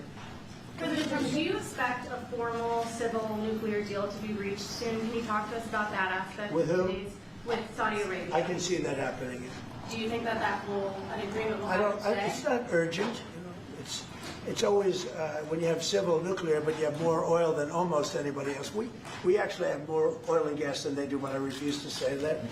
And we have more than we have more than anybody. Can you imagine? And on the F-35s, are those sales? Israel has reportedly wanted those sales to be conditioned on Saudi Arabia moving to normalized. Israel will be happy. Israel is going to be happy. Condition of the F-35? Israel's aware, and they're going to be very happy. Yeah, please. Eat your Hello. face. Hi, hello. My name is Anna Hazanish from Sharq al-Awsat newspaper. That bit Uno wild. But make sure y'all follow Uno. Uno TV. Ain't nothing posted on there. He just got his YouTube channel to just be bullshitting. Crown Prince of Saudi Arabia, how much you expected from Get my dog out here talking politics soon. with the United States in the field of new energy, AI, supply chain? How much you expected from that? No limit. We just continue pushing forward. There's no limit. So we just push forward for all the opportunities that we have. Okay, Mr. This is, you have to understand, this is really a great ally. Yeah. Just the fact that they're now doing, I came in here at 6, I did not know that. I was pushing for the 1 trillion, but he didn't tell me that. Now he told me. This is a great ally of ours. You know, when you invest $1 trillion, that's national security for us too, because it creates jobs, it creates a lot of things. And I would say, Scott, right, when you hear one country is putting $1 trillion into the United States, that creates national security. And, you know, I think that they don't have to say that, but I think a big part of that is also the fact that tariffs are in play. But even beyond tariffs, that's a real ally that will do that, creates a lot of power for the United States. Man, Susan, don't leave. Saudi Arabia, very happy for this much of Saudi. Right, for the relationship. Money is attention The Trump, you surprised throwing the numbers up in this bit. It's a little late. Actually, I'm a little bit tired of Trump too. Give me like 2 seconds. I think we have actually, I saw that live on the Senate floor discussing some of these Epstein files. And I know that's really what the people was here for, right? Nobody care about the Saudi prince. We do, but we don't. We do, but we don't, y'all. If you put me on the spot and ask me how many times I have flown from O'Hare to Washington during the course of my congressional career, I couldn't guess. I'm going to take a wild guess and say 2,000. 2,000 flights in and out of O'Hare. This morning I had a press conference there, and it was important for those who count on that great airfield to know what I learned. I met with the air traffic controllers. It turns out that O'Hare at this point is the busiest airport in the world if you combine both passenger and cargo air traffic. Dog a bit It's too also old the to serve, case too. that I for don't know what more you're than talking 10 about. years, they have been understaffed when it comes to air traffic control. They don't have enough air traffic controllers. They have been working 6 days a week, 10-hour days, for at least 10 years and in the foreseeable future. They are concerned about it. I am as well. They are doing their job and doing a great job in the process. But they're under pressure unlike anything most of us can imagine. They literally have the lives of ourselves and our families in their hands when they're directing air traffic around O'Hare. Yeah, I think they're going to hurt both parties. Democrats be hurt too. Recently, when we had a government shutdown, there was a question raised as to whether or not we were going to reduce the number of air flights in America as a result of it. It was not an unreasonable suggestion, because when you consider that we need 14,000 air traffic controllers nationwide and we have around 10,000, we already start off with a problem. Fortunately, that reduction in air service only lasted a brief period of time. I met with those air traffic controllers today and told them that I voted to reopen the government, thinking of them and thinking of the recipients of the SNAP benefits. You see why people like Jasmine Crockett are needed in the process. And I'm not saying like she's the only one. You got great members like Amelia Sykes, great members like Terry Sewell, not just black members, but great members across the board. Even AOC brings attention to it. Bernie Sanders is a bit too old for me. But regardless, it does get to a point again where it's like, bro, come on. Don't nobody want to hear this shit. And it's not even a fact of you being old, it's the delivery. I understand that there are certain pockets of Americans who want this slow, drawn, laid back, whatever, but those people are probably tapping into their Social Security at this point. And those that are still feeding into a system that they most likely won't benefit from are at a point of saying like, damn, can we get some younger energy into this process? And I really think that's what people call it ghetto. Like anytime Jasmine's on, I'll put JC on the screen and be like, oh, where's her ghetto accent at? I thought she went to a private school, all the rest of this shit, right? Cool. At the end of the day, it's like, bro, people want energy with their politicians. And I think sometimes that gets misconstrued as a lot of these younger members will run for something and they won't win shit because they're just running because they're young. And it's like, no, at least have some substance and have some energy that people can be drawn into. And not just saying the talking points, but saying, hey, something that relates to everyday people. The food stamp benefits. This is my 2 cents on that. But that isn't enough to be concerned about it. We need to do something on a bipartisan basis to solve this problem. We need more air traffic controllers. There are ways to do this, and I want to pursue those. We also need the very best in technology and equipment when it comes to the work that they do, and that can be improved. There seems to be a bipartisan feeling now that we should do something. Let's seize this moment and seize this opportunity and move forward in making sure that we have the safest and most modern air traffic control in the world. I thank the men and women who continue to do their job so well at O'Hare and across the United States, but they have a burden that most of us don't even appreciate in their 6-day weeks and 10-hour days. Mr. President, on a separate topic now.